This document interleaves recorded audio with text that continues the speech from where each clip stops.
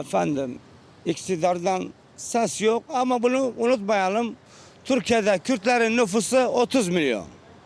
30 milyon. Eğer Tayyip Erdoğan barış adına bir cevap vermiyorsa erken seçim olur. Bütün halk ister.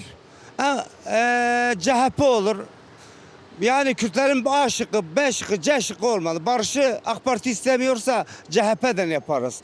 Barışın en önemli faktörü de Abdullah Öcalan.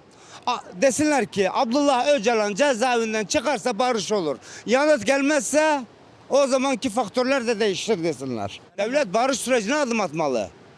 Çünkü Türk halkı, Kürt halkı yıllarca beraber yaşamış. Şimdi Kürt'ün ismini ters yaz, Türk çıkar, Türk. Türk gibi bir isim. Ama barışın olması için baktılar ki DEM, AK Parti yanısız halktan erken seçim istesinler. Yani bunlarınki de terörizmi savunuyor. Yeniden savaş başlasın. Yeniden iki taraf birbirini vursun. Bunları istiyorlar barış yanıtıysa değilse. Faktör olarak Tayyip Erdoğan da barışı istemiyorsa neden? Bunu bir araştırmamız lazım. Önceden bunlar yakın mı, hasbel, düşman mılar, değil miler? İnsan geçmişini bilmeli. Tayyip Erdoğan'ın geçmişi araştırılmalı. Urfa'da ne alakası var?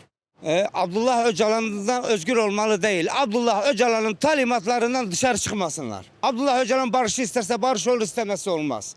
İlk ana şart barış olursa dağdan inenler cezaevine girmeyecek. İlk ana şart bu. Dağdan inenler cezaevine girmeyecek.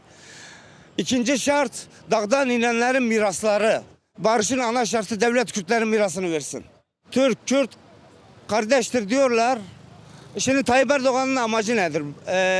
Benim bütün Türkiye'ye çağrım. Efendim eskiden diyorlardı Kürtler yanaşmıyor barışa. Kürtler barışmaya yanaştı. Tayyip Erdoğan uzatma sürecine girdi. Bence Tayyip Erdoğan Kürtlerin ve bütün devletin, Türklerin düşünmesi. Biz barış yapmadık. Öcalan'dan sonra durum ne olur? Bunu düşünsünler. Çünkü o barışı savunuyor. Ben de barışı savunuyorum. Ama dalga geçer gibi oluyor. Silahları yakıyorlar, ses etmiyorlar. Ben terörist savunanı da kıkınıyorum.